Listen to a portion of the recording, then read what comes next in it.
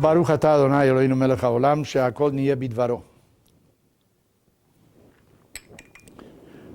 The United States has concluded an agreement with Iran, together with several other Western countries. An agreement that has become very controversial. For the Jewish people, it is also controversial. There are those that are in favor of the agreement and those that are against it. In Israel, Prime Minister Benjamin Netanyahu is a controversial figure. Not everybody likes him. Not everybody is in agreement with his policies. When it comes to Iran, the situation in Iran, the overwhelming majority of people in Israel are with Netanyahu. Why is this so? Well, it seems that the United States and Israel share many values: democracy, freedom, meritocracy. The societies are very much alike, but yet their national interests don't always coincide. The United States is the first power in the world. The United States is becoming basically independent of Middle Eastern oil. They still import it, but there are enough resources to become totally independent in the very near future. So therefore, the interest of the United States in the Middle East is now totally different from what it was several decades ago, years ago. The war with Iraq, we know Afghanistan, all the interventions of the United States weren't really successful. They may have tumbled dictators, but they certainly did not introduce democracy. They did not change the way people think. The values of the people remain probably the same as they were before, and for many of them, the United States is an aggressor.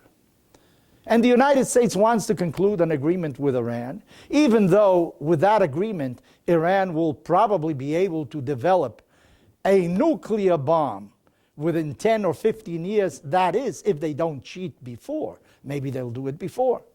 But then again, it'll be part of this reality in the world. For Israel, it is totally different. Iran has threatened Israel with erasing it from the map. A cry of death to the United States has very little meaning when it comes from Iran, thousands of miles away from the United States.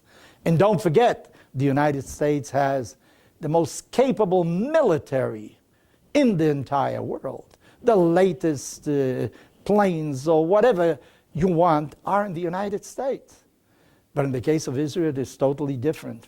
When they say death to Israel, maybe they mean it, maybe they don't. But after the Second World War, after reading Mein Kampf, where Hitler said that he was going to destroy the Jews, one has to believe anybody who says, I'm going to kill you. I have quoted it many a time. There was a very famous writer, Italian Jewish, Primo Levi. He unfortunately committed suicide after the Second World War, but he was a great intellect.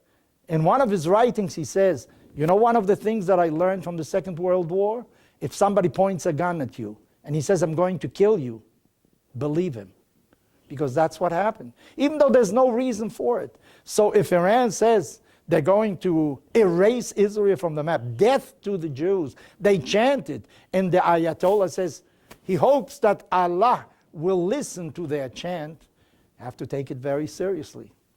But it would become much more serious if Iran were to develop a nuclear bomb. They have intercontinental missiles, missiles that can reach Israel without any difficulty, and if you put a nuclear warhead on one of these missiles, that would be the most horrible thing that could happen to Israel. Many have said, don't compare the Holocaust to anything. What happened during the Second World War, that was unique. 6 million Jews exterminated. Well, it may have been unique, but if Iran has a nuclear bomb, then they can do the same thing. This is their intent. You know, American Jews were divided during the Second World War, and they did not maybe bring forth forcefully enough the Jewish worries before the American government. And after the Second World War, many thought we could have done more. Even the Jews in Israel at that time felt maybe they could have done more.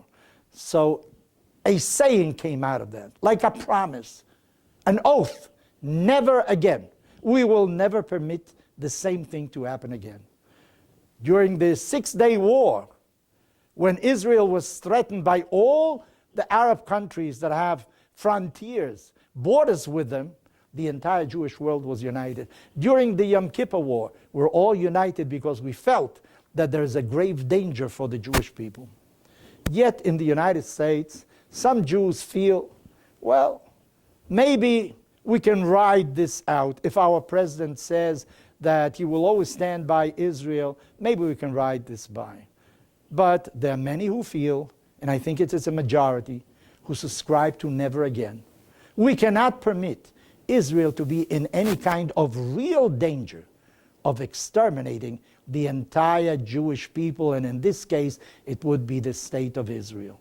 So bear in mind that you should write to your congressman, you should let your voice be heard that you are against this agreement because it places the state of Israel in grave danger. And I think by now you realize that the fate of the Jewish people, wherever they are, throughout the world, depends upon the healthy existence, continued existence, vigorous existence of the state of Israel.